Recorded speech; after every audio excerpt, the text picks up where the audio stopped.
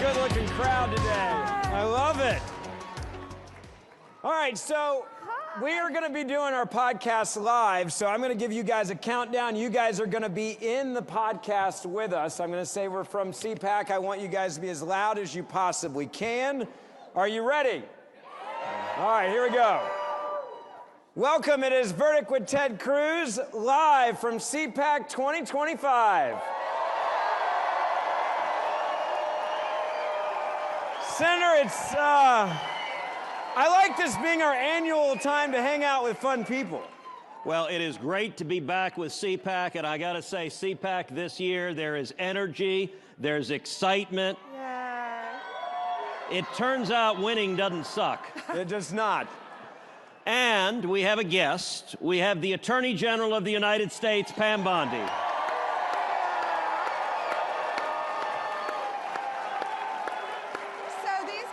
Never invite me to be on their podcast. They finally did, and I get to do it in front of all of you. So this is awesome.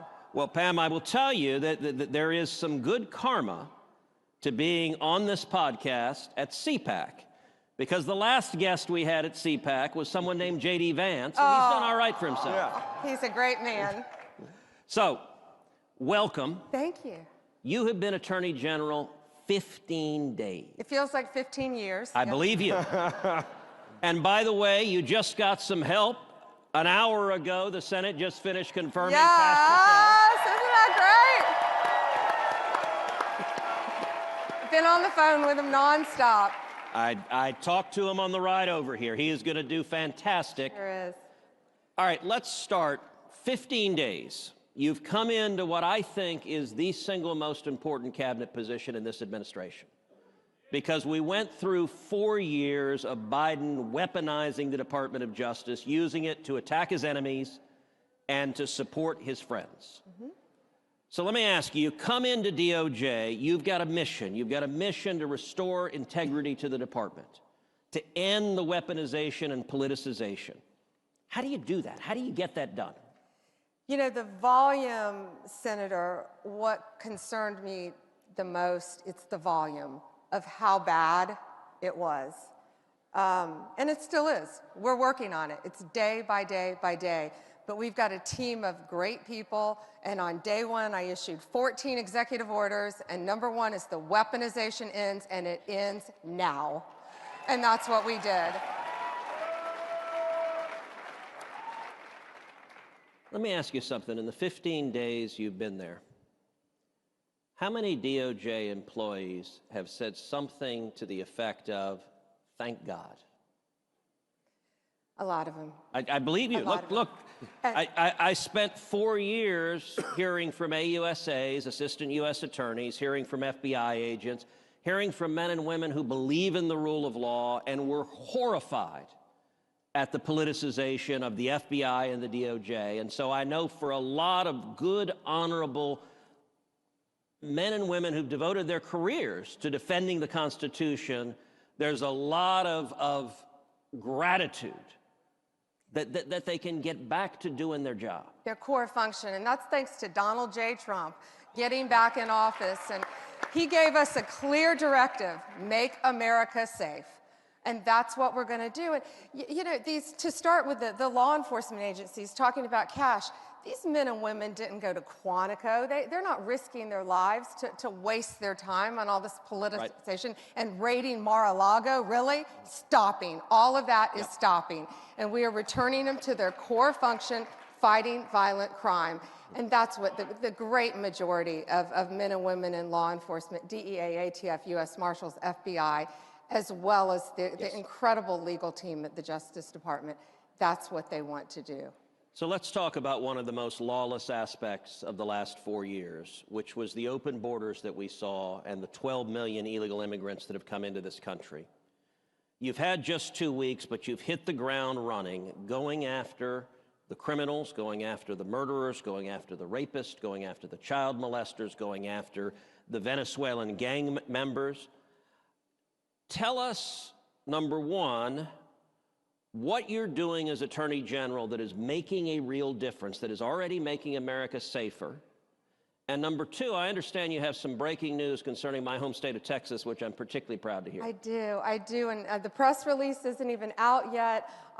Joint Task Force Alpha that we elevated once we came in office. It's with the Department of Justice and the FBI, and we work hand in hand with Homeland Security. Christy Nome is awesome. Yep. We all work so well together.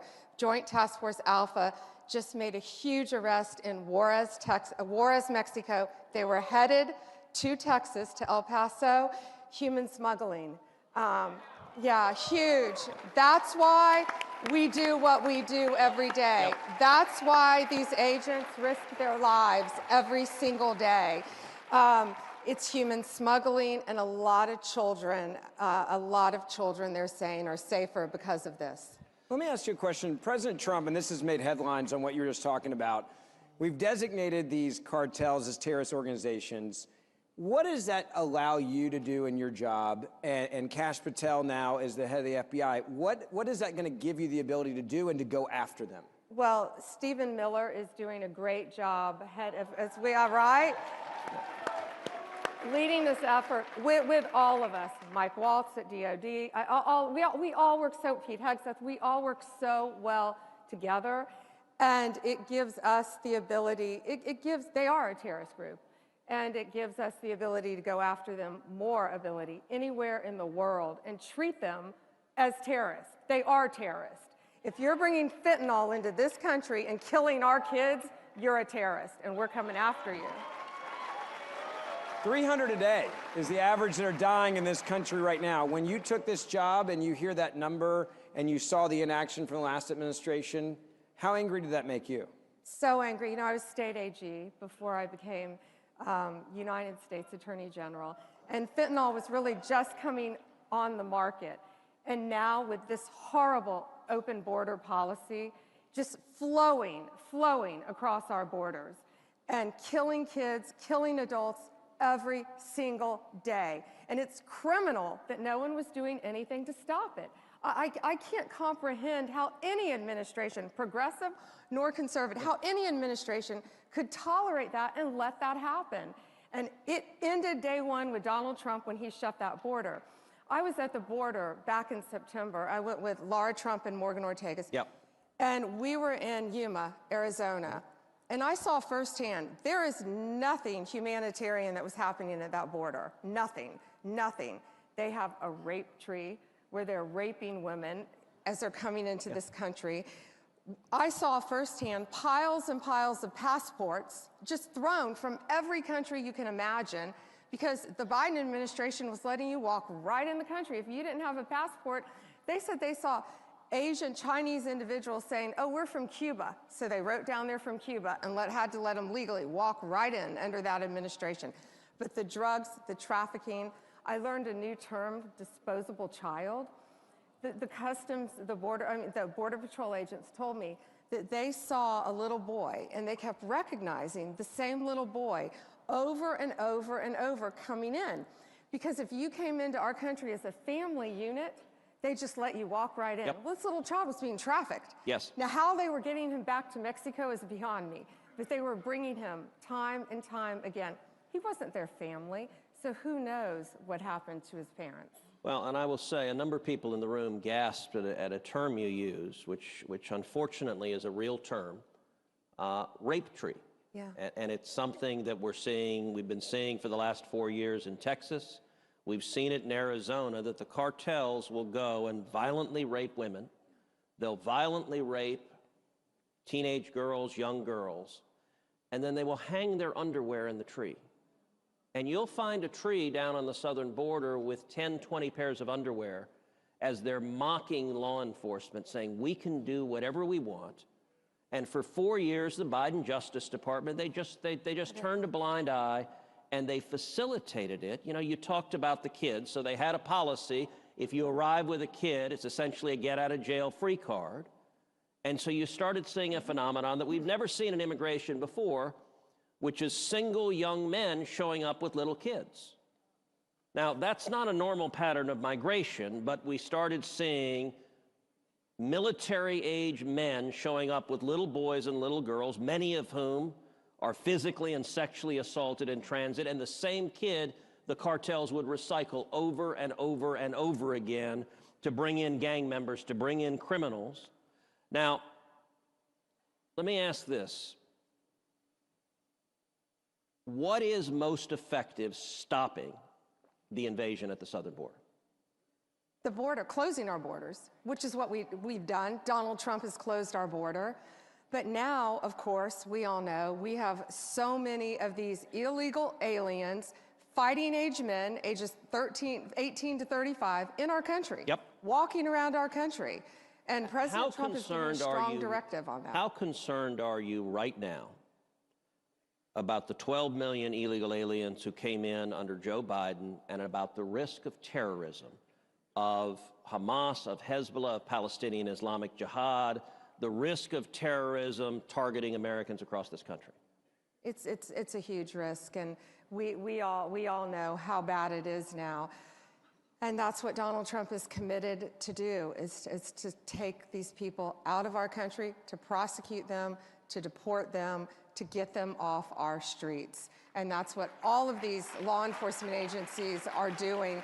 You know, Laken Riley, of course, that beautiful young woman, University of Georgia, Laken Riley is probably the most prominent name.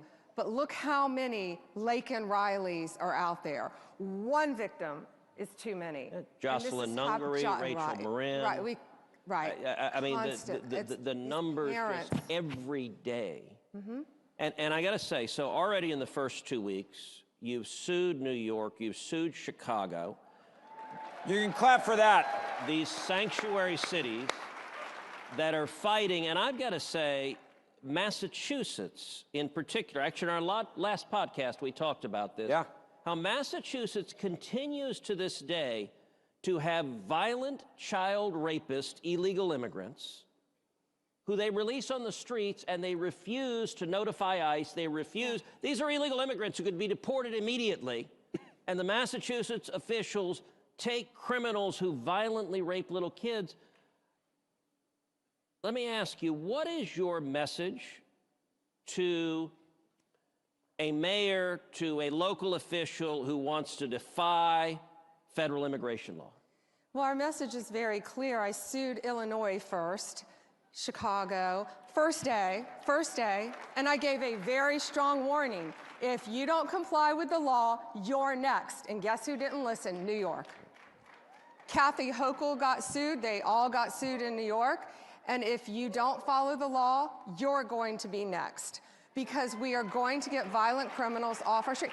And you know, Senator, it's more than that. They are endangering the lives of our great men and women in law enforcement. Yes. That's what people don't understand. When you're hiding illegal aliens from law enforcement, you're endangering their lives.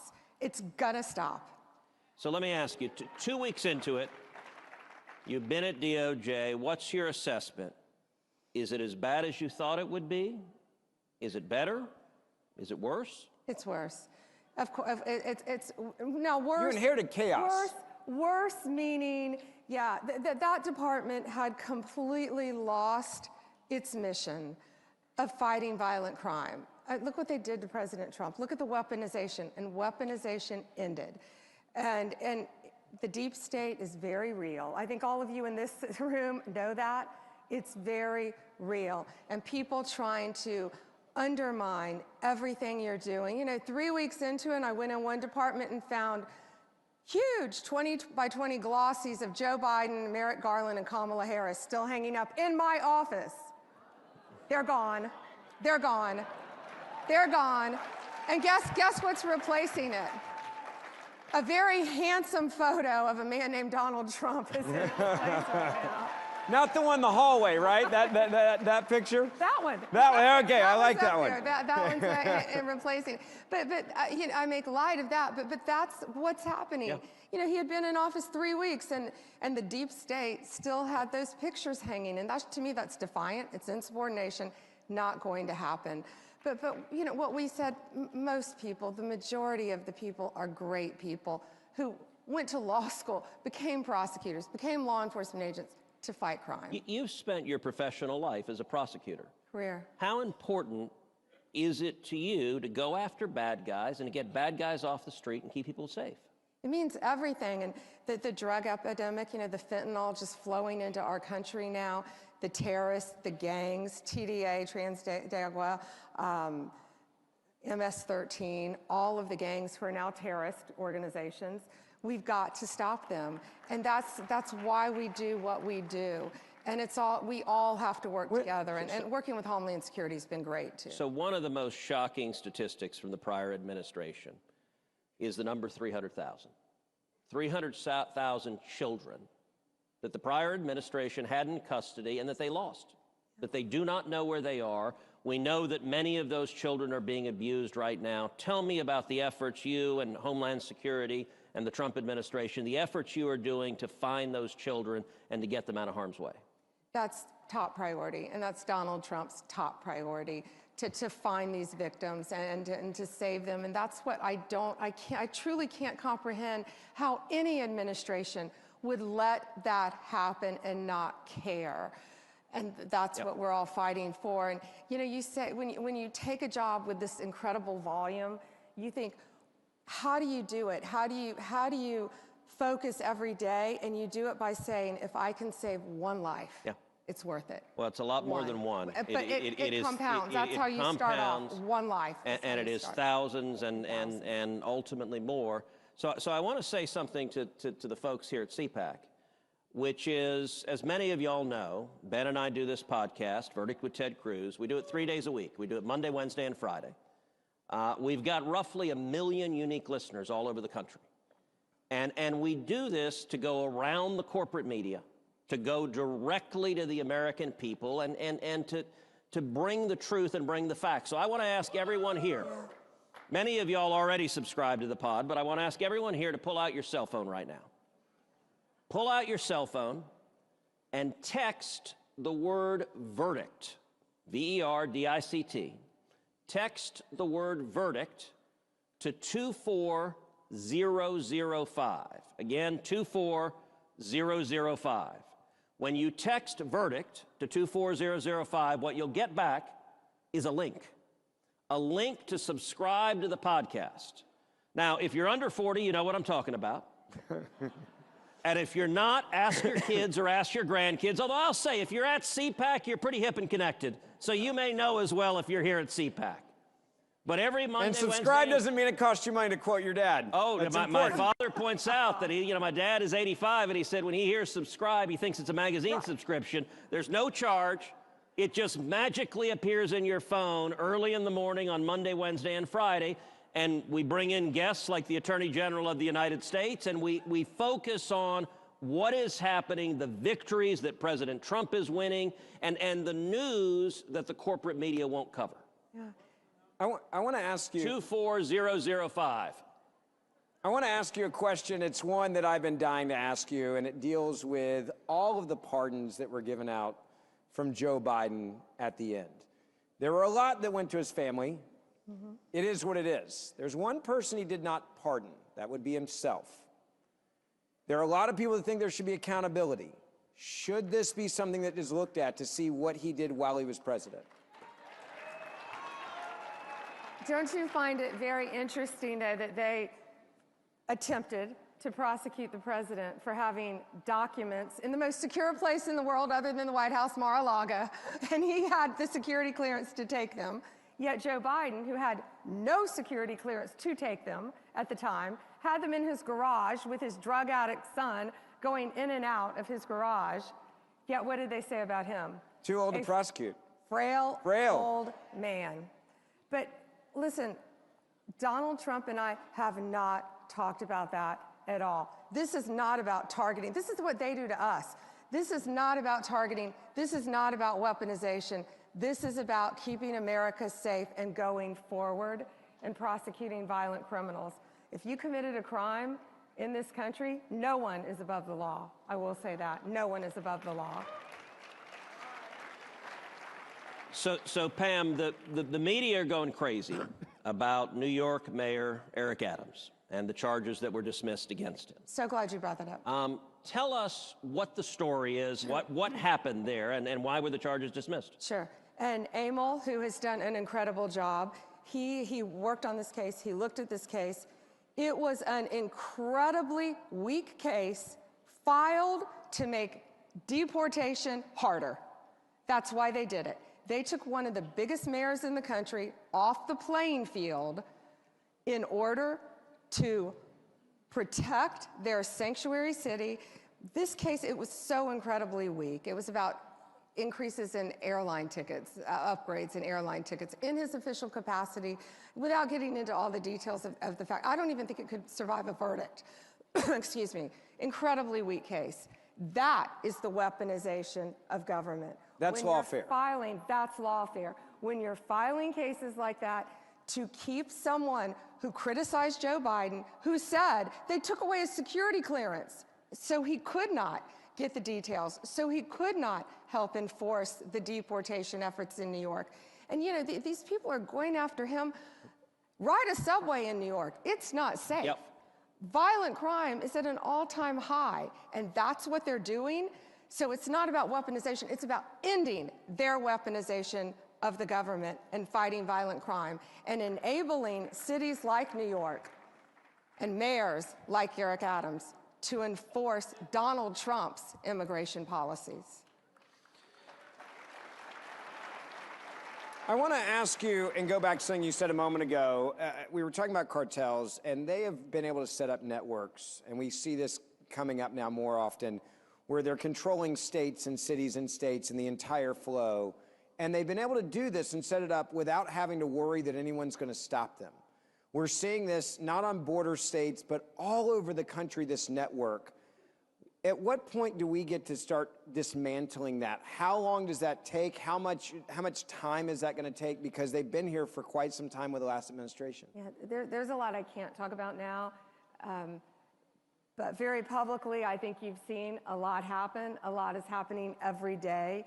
Our great men and women in law enforcement are out there. It's a joint effort with our office and with Kristi Noem. And again, we all work so well together, whether it's Mike Waltz, Pete Y'all are Hudson, friends. I think people don't understand this. Like, Yeah. This is a group in this administration, and you and I have talked about this on the show.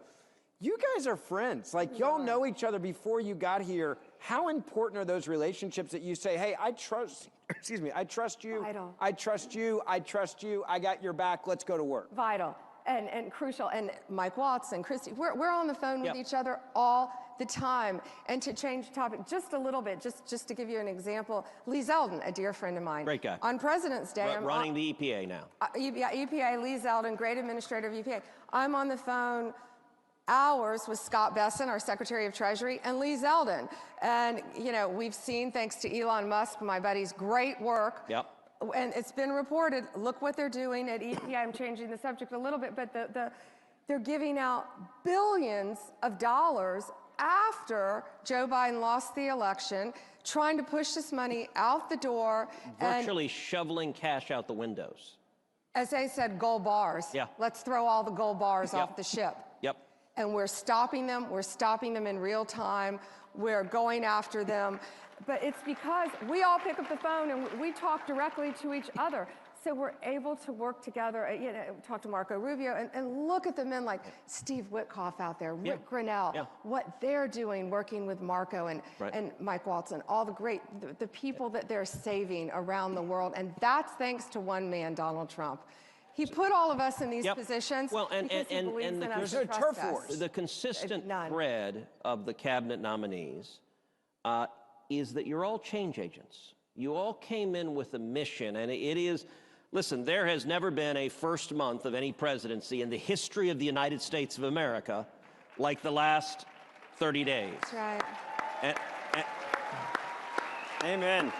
And I'll tell you, I have had great joy turning to my Democrat colleagues in the Senate and just deadpanning, well, 3 years and 11 months to go.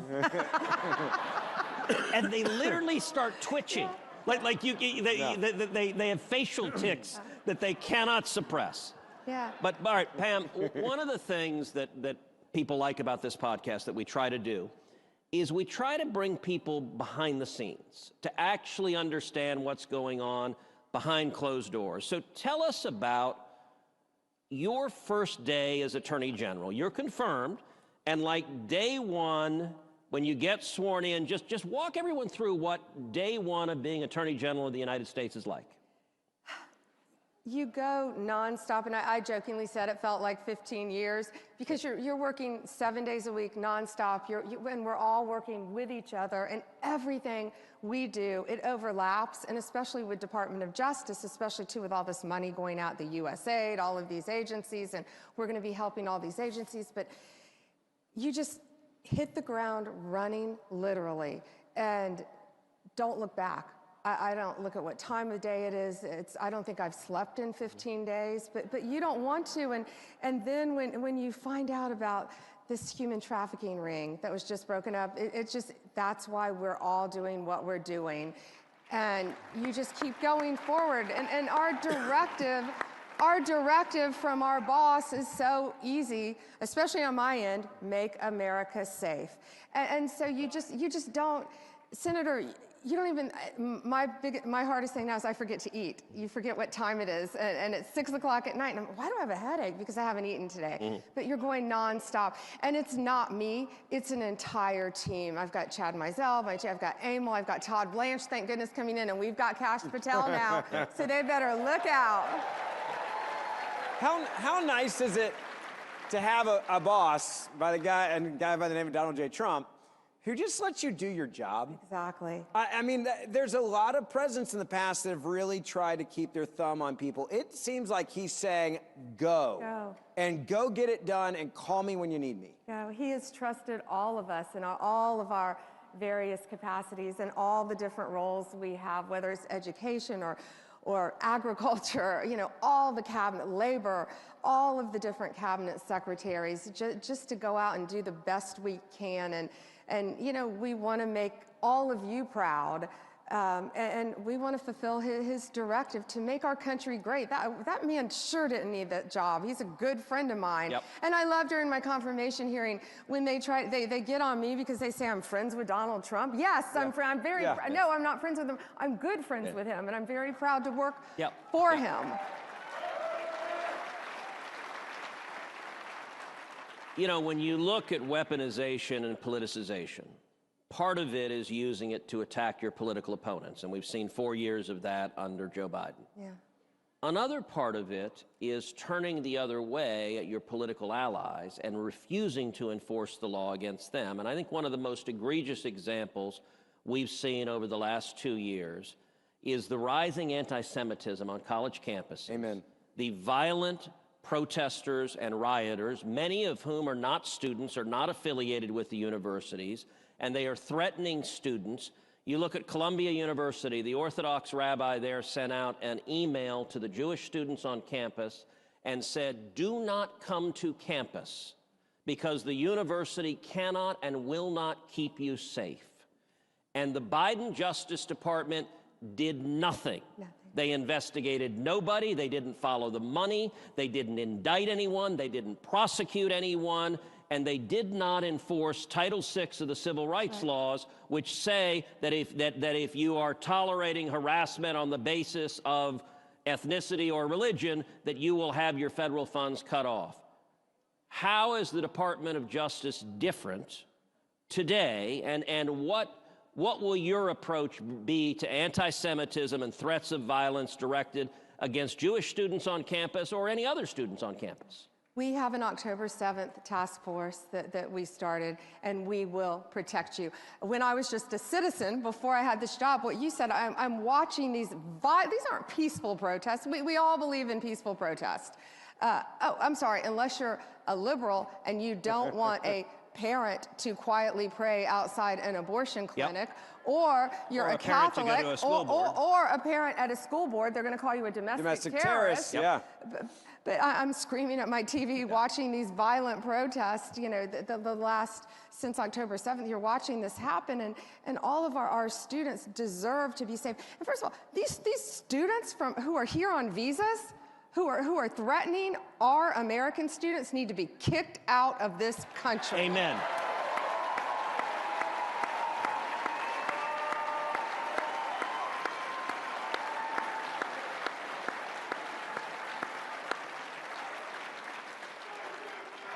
It is refreshingly simple to have an attorney general who has the approach that you're going to follow the law and enforce the law. And that, sadly, has been missing for the last 4 years. It's pretty basic, isn't it? It should not be complicated. Let me ask you, what keeps you up at night? What scares you in the first 2 weeks in this job? Pretty much everything. I don't sleep at night anymore. Of course, everything we talked about, the drugs, the cartels, the great, maybe I'll get a little sleep tonight based on the arrests that were just made, the children that are being trafficked, things that have been so personal to me since I was a state prosecutor and then since I was state attorney general. Now you just get to help people on a bigger level, which is pretty cool to get to do that. But most recently, it's really been what Elon has been uncovering. And the U.S. aid, the waste at EPA, this money, trillions of dollars, they believe, just being handed out, which is most likely making a round trip ticket and going to terrorist organizations. And you are on the front line of defending the president and Elon Musk and Doge and all the effort they're doing. And every day we are seeing Democrat attorneys general and Democrat interest groups suing the president, suing Elon Musk, suing the federal government, and the Department of Justice is on the front lines. And sadly, we're seeing left-wing activist judges, individual district court judges, issuing nationwide injunctions. Yeah. Tell us about what it's like defending against those lawsuits, and give us your thoughts on the authority of one radical district judge to try to run the executive branch and issue a nationwide injunction. 2 words: we're winning. But yeah, so you've got one. I like that answer. One unelected district judge trying to tell President Trump, who was elected overwhelmingly by the American people, where federal funds can go. We're winning. Even in liberal courts, by the way, Senator, we're winning. And if not, we're going to go all the way to the Supreme Court and keep winning. Well, Pam, let me say, you and I have been friends a long time. I am thrilled with the job you're doing. I'm thrilled. I was thrilled when the president announced your nomination. And let me say, on behalf of 31 million Texans and Americans across this country, thank you. Thank you for stepping forward and answering the call. Thank you for pouring your heart into defending this nation, into keeping my kids safe, keeping Ben's kids safe, keeping all of our kids safe. And thank you for remaining faithful to the Constitution and the Bill of Rights and restoring integrity to the Department of Justice. It is desperately needed, and you're doing a hell of a job. Thank you, my friend, and thank you for fighting for us every day. Thank you guys here for being here as well. Don't forget, we do this show Monday, Wednesday, and Friday, so make sure that subscribe or auto-download button. God bless America. Thank you, my friend. Thank you.